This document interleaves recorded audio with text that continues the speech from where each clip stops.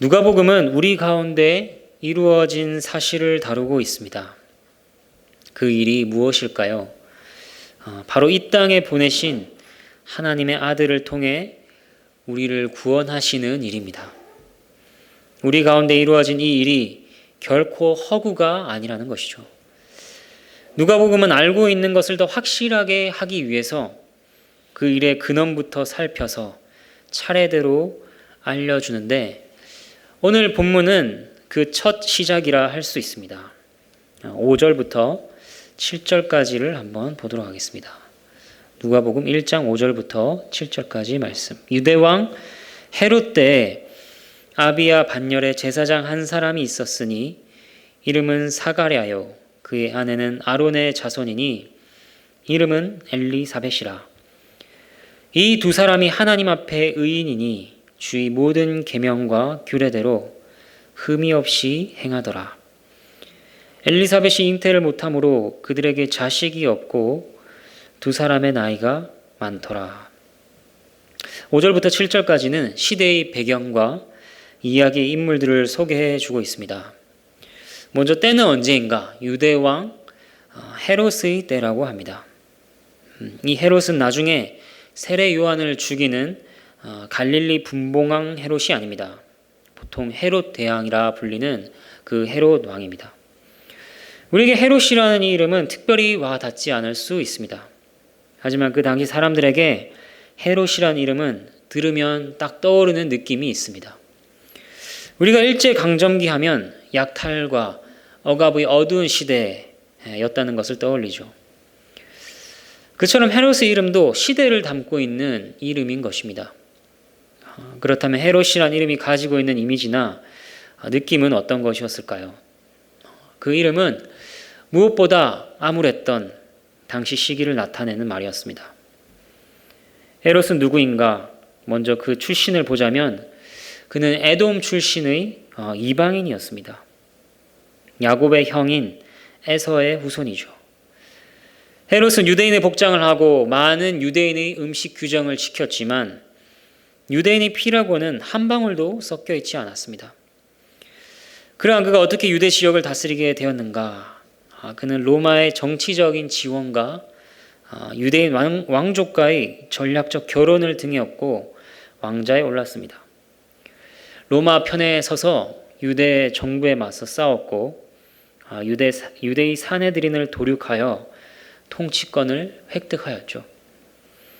그리고 그는 유대인들의 마음을 얻기 위해 성전을 재건합니다. 로마에 의해 짓밟힌 스룹바벨 성전을 웅대하게 증축했죠. 요세푸스라는 역사가는 자신의 책에서 당시 성전 건축에 대한 헤롯의 연설문을 알려줍니다. 내용을 일부를 읽어드리도록 하겠습니다. 하나님의 도움으로 나는 결코 전에는 가져보지 못했던 정도의 행복으로 유대인들의 나라를 향상시켰다. 나는 하나님의 뜻에 의해서 당신들의 통치자가 되었고 오랫동안 평화를 유지했으며 대단한 부와 수입을 창출했으며 게다가 세계의 통치자들인 로마인들과 우호 관계 가운데 있다. 지금까지 있었던 모든 불완전한 것들을 수정하는 노력을 기울일 것이다. 나에게 이 왕국을 선사하신 하나님께 감사의 마음으로 나의 모든 노력을 다해 완전하게 성전을 지을 것이다. 이렇게 연설을 합니다. 연설을 보면 그가 대단히 하나님께 열심을 품고 있는 것처럼 보입니다. 하지만 그가 임명한 대제사장들은 하나같이 부패해 있었습니다. 헤롯은 성전을 통해 유대인들에게 세금을 걷었고 또 그 수익금으로 로마의 황제와 신들을 기리는 신전들을 건립했습니다. 연설에서만 하나님이지 자신의 유익을 위해서라면 우상 숭배를 서슴지 않은 것이죠. 그런 헤롯이 유대 지역을 다스리던 당시 이스라엘은 매우 비참한 그런 시기를 보내고 있었습니다.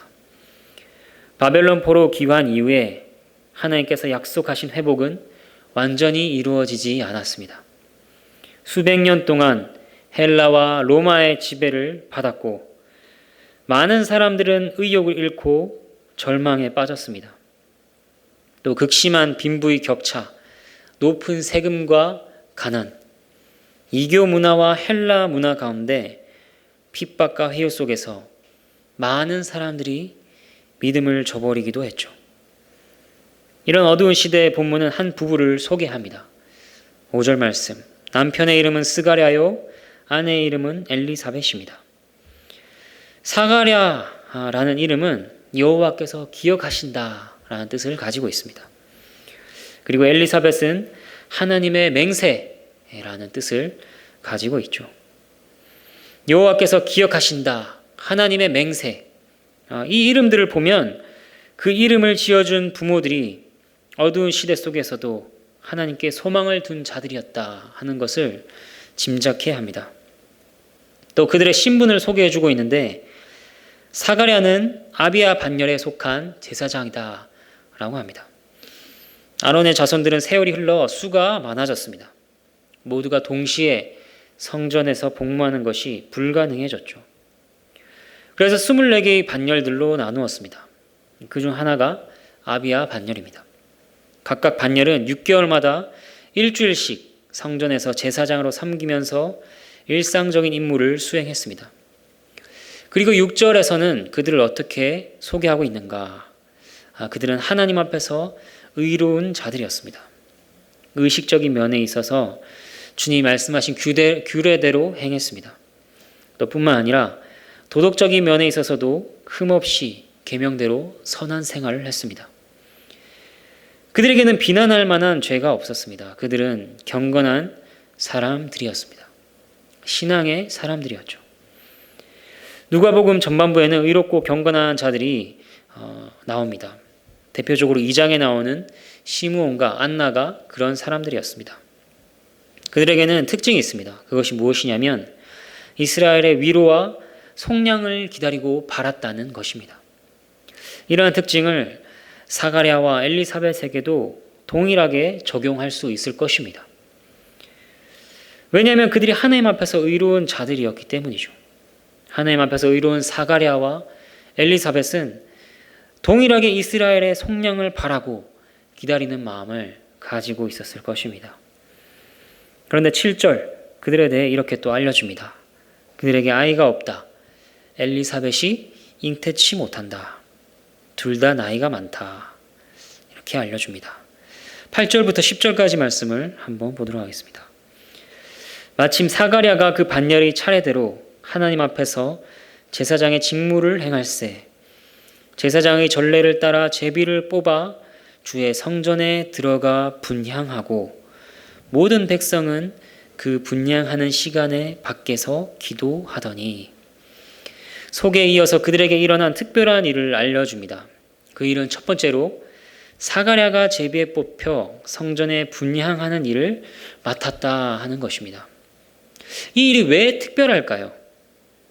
그것은 이 일이 평생 한 번 있을까 말까한 일이기 때문입니다. 그 당시에는 제사장들이 적어도 2만 명 이상이 있었습니다. 24반열이 있으니까 한 반열에만 900명, 1000명이 있는 것입니다.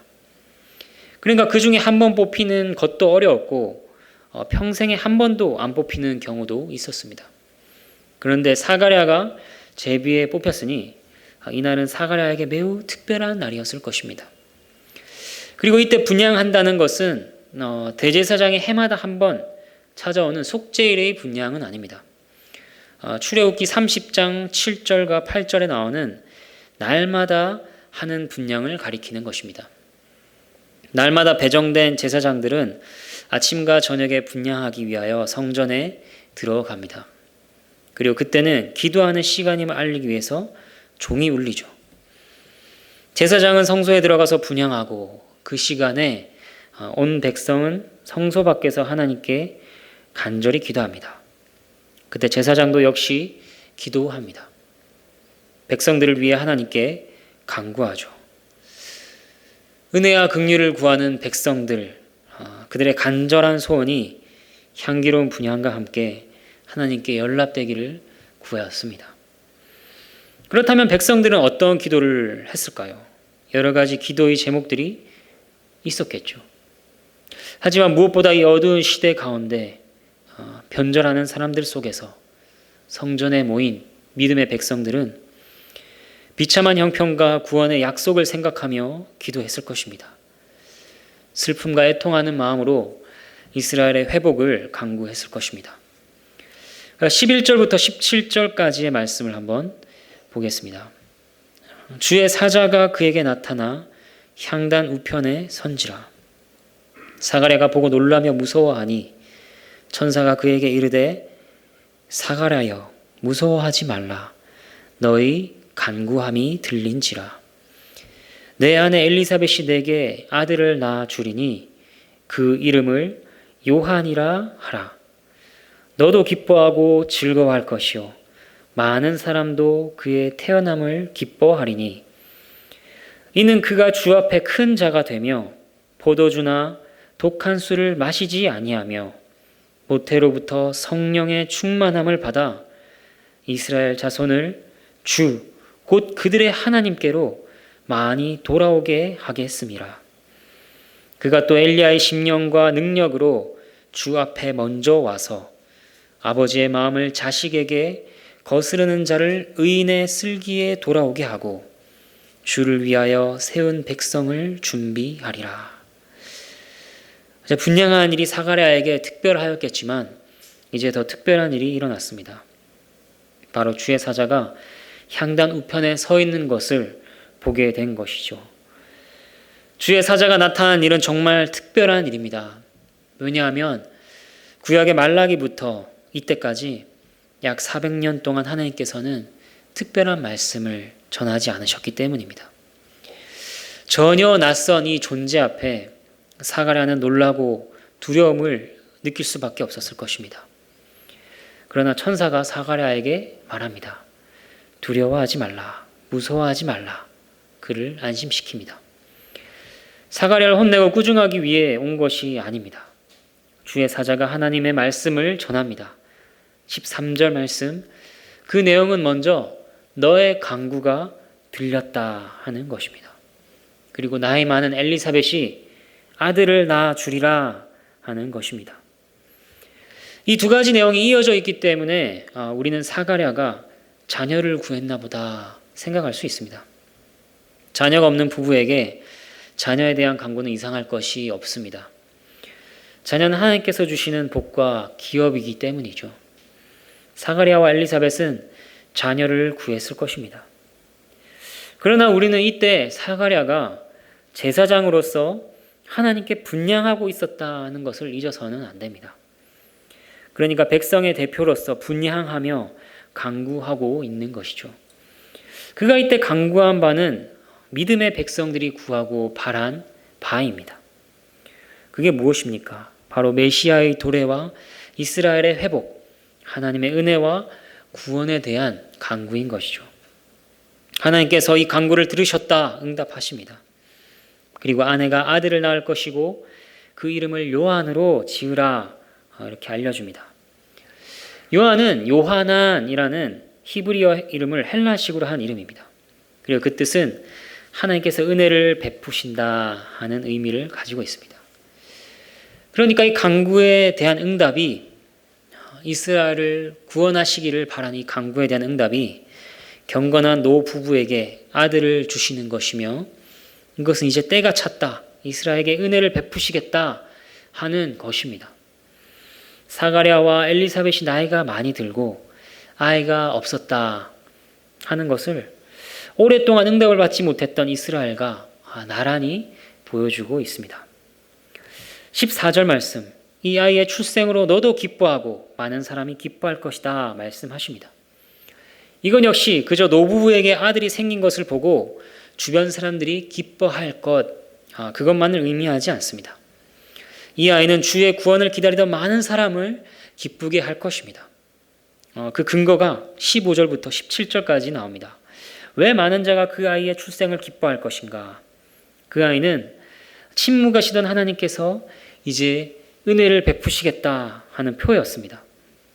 그러나 그 정도가 아닙니다. 이 아이는 15절 말씀, 하나님 앞에서 위대한 자가, 큰 자가 될 것입니다. 상징인 것뿐만 아니라 하나님 앞에서 하나님의 큰 일을 할 아이입니다. 나실인처럼 자신을 절제하고 하나님 편에 있을 것입니다. 또 모태로부터 성령의 충만을 받아 그 능력으로 인도를 받을 것입니다. 그리고 16절과 17절은 더 나아가서 이 아이가 말라기에서 예언되었던 자인 것을 알려줍니다. 말라기를 한번 찾아보시겠습니다. 말라기 4장입니다.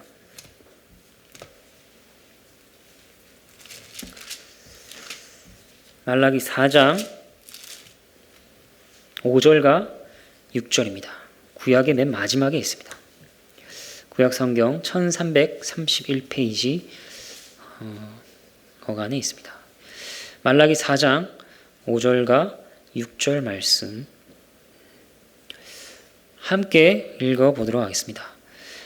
보라, 여호와의 크고 두려운 날이 이르기 전에 내가 선지자 엘리야를 너희에게 보내리니 그가 아버지의 마음을 자녀에게로 돌이키게 하고 자녀들의 마음을 그들의 아버지에게로 돌이키게 하리라. 돌이키지 아니하면 두렵건대 내가 와서 저주로 그 땅을 칠까 하노라 하시니라. 여호와의 크고 두려운 날이라는 것은 여호와께서 임하시는 날을 의미합니다. 그 전에 선지자 엘리야를 보내시는데 그는 이전에 하늘로 올라갔던 그 엘리야가 다시 돌아온다 하는 것이 아니죠. 오늘 누가복음을 보면 엘리야의 심령과 능력을 가진 자라는 것을 알 수 있습니다. 그리고 요한이 바로 그런 자가 될 것입니다. 엘리야는 이스라엘이 바알 숭배로 배도하였을 때 이스라엘의 마음을 하나님께로 돌이켰던 자입니다. 그처럼 요한은 헤롯 때의 영적인 그 어둠의 상황 속에서 백성의 마음을 돌아오게 하는 일을 할 것입니다. 사람들을 회개케 하며 그리스도의 복음을 받아들이도록 하는 도구가 될 것입니다. 그것을 천사가 알려주고 있는 것이죠. 다시 누가복음으로 돌아와서 18절과 20절 말씀을 한번 보겠습니다. 사가랴가 천사에게 이르되 내가 이것을 어떻게 알리오? 내가 늙고 아내도 나이가 많으니이다. 천사가 대답하여 이르되 나는 하나님 앞에 서 있는 가브리엘이라. 이 좋은 소식을 전하여 내게 말하라고 보내심을 받았노라.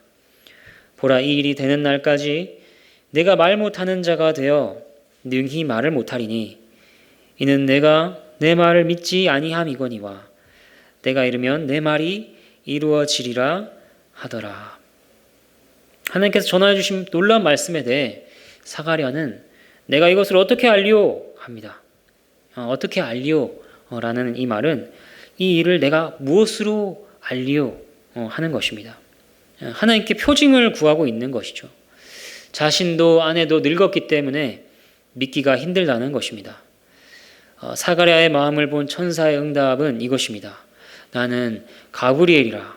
내가 하나님 앞에 서 있고 나를 보내셔서 하나님께서 복음을 전하신 것인데 내가 믿지 않는구나.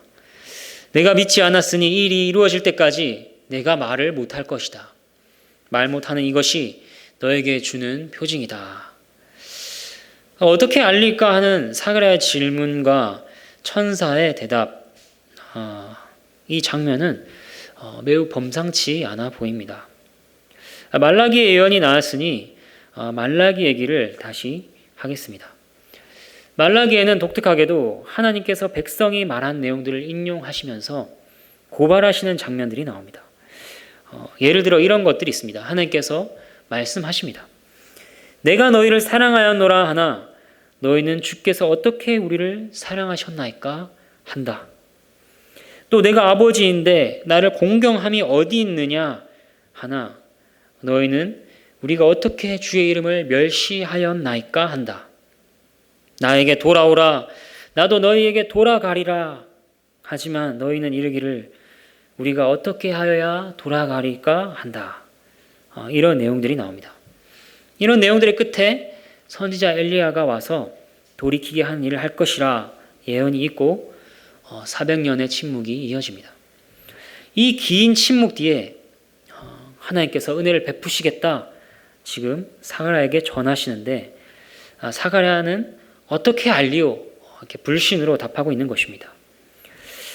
사가랴와 천사의 대화가 마치 말라기를 재현하고 있는 것처럼 보이는 것이죠.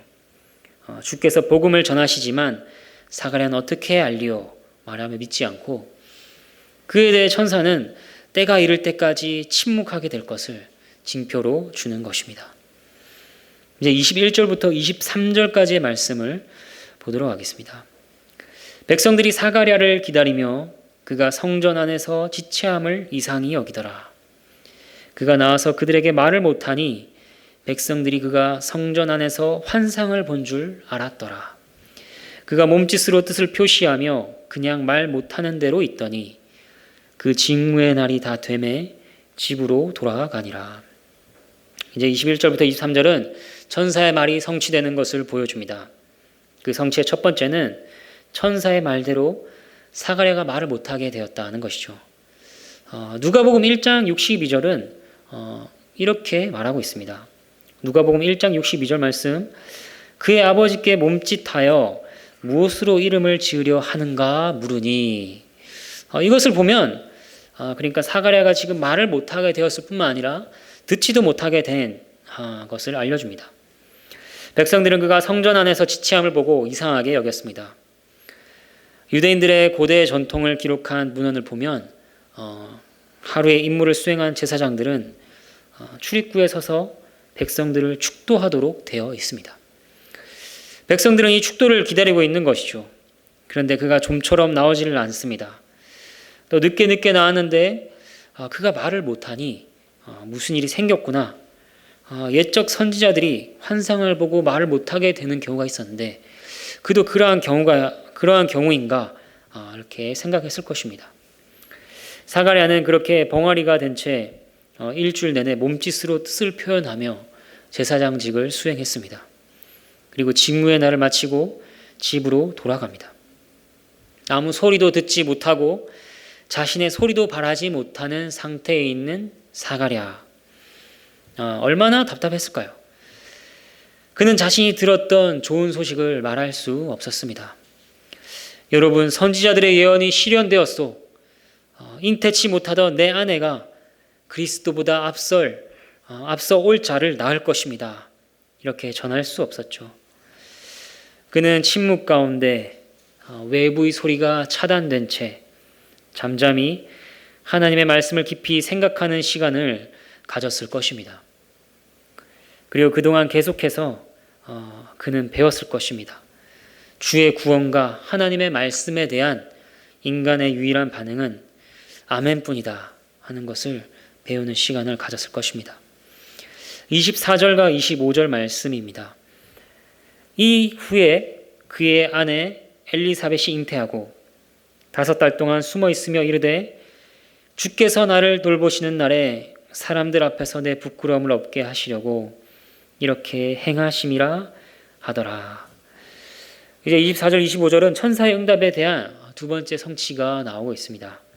그것은 바로 그의 말대로 정말 엘리사벳이 잉태하게 되었다 하는 것입니다. 이것에 대한 엘리사벳의 반응이 또한 인상적입니다. 그는 5달 동안 숨어 지냅니다. 이 5달은 6달째 마리아가 찾아오기 전까지의 기간입니다. 마리아가 찾아오지 않았으면 어쩌면 그는 계속해서 숨어 있었을지 모릅니다. 그녀가 왜 숨어 있었을까? 혹시 늦은 나이에 임신한 것이 부끄러워서 그랬을까? 그것은 절대 아닐 것입니다. 이 일이 하나님의 놀라운 계시며 좋은 소식이기 때문이죠. 본문이 명확하게 알려주고 있지 않기 때문에 그녀가 왜 숨어 지냈는지 확실히 알 수 없습니다. 어쩌면 남편 사가랴가 때가 될 때까지 외부와 차단된 채 지내도록 그렇게 하신 하나님의 뜻에 엘리사벳도 동참한 것인지 모릅니다. 아니면 하나님의 큰 일을 맡은 이 아이를 더 소중하게 보호하기 위해서 외부와의 접촉을 끊었는지 모를 일입니다. 아무튼 그녀는 숨어 있으며 하나님께 대한 신앙을 고백합니다. 하나님께서 나를 돌보신다. 나에게 주목하고 계신다. 내 부끄러움을 없애신다. 이렇게 고백합니다. 자신의 잉태가 수치를 없게 하시는 하나님의 역사임을 고백합니다. 그녀는 사가랴를 통해 하나님의 말씀을 전달받았을 것입니다. 잉태 후 그 말씀을 계속해서 신중하게 묵상했을 것입니다. 그리고 하나님의 뜻이 이루어지기를 기도했을 것입니다. 그렇게 주님을 기다렸습니다. 엘리사벳의 이 잉태는 나중에 동정녀 마리아가 잉태될 것의 증거가 됩니다. 마리아에게도 가브리엘이 찾아오죠. 그래서 마리아가 묻습니다. 1장 34절을 보면 어찌 이 일이 있으리까? 1장 36절과 37절에 보면 천사가 대답합니다. 보라, 내 친족 엘리사벳도 늙어서 아들을 배었느니라. 본래 임신하지 못한다고 알려진 이가 이미 6달이 되었나니 대저 하나님의 모든 말씀은 능하지 못하심이 없느니라. 하나님의 모든 말씀은 능하지 못하심이 없다. 마리아, 너에게 전해진 말씀도 그렇다. 그 증거가 엘리사벳의 임신이라는 것입니다. 이제 본문을 통하여서 얻을 수 있는 교훈과 적용을 살펴보겠습니다. 본문은 하나님께서 침묵하시는 것 같은 상황에서 어떻게 해야 하는가 하는 것들을 우리에게 알려줍니다. 그러한 때에 우리의 영혼은 캄캄한 어둠에 갇혀버린 것처럼 느낍니다. 그러한 때를 지날 때 우리는 어떻게 해야 할까요? 먼저 우리는 침묵해야 합니다. 침묵한다는 것은 단지 말하지 않는 것이 아니라 잠잠한 가운데 하나님을 기다린다는 것입니다. 예나 지금이나 모든 신자의 공통점은 주를 기다린다 하는 것입니다. 말라기 이후 400년간 하나님의 침묵 속에서 믿음의 조상들은 하나님의 약속이 이루어질 것을 기다렸습니다. 이루어지지 않았음에도 그들은 기다리며 죽음을 맞이했습니다. 헤롯의 어두운 상황에서도 마찬가지였죠. 믿음의 후손들은 기다리는 마음을 놓지 않습니다. 성전에서 기도하며 주의 뜻이 이루어지기를 바라며 자신의 몸가짐을 단정히 합니다. 주위 사람들이 시대의 흐름에 녹아들고 하나님께 대한 기대와 소망을 놓습니다. 하지만 그들은 불신과 우상 숭배를 조장하는 메시지들의 길을 닫습니다. 진실하게 애통하며 주님을 기다렸습니다. 주님이 오신 이후 신약의 상황은 어떨까요? 신약에는 이제 기다림이 필요 없을까요? 계시록 6장 10절 말씀은 이렇게 얘기합니다.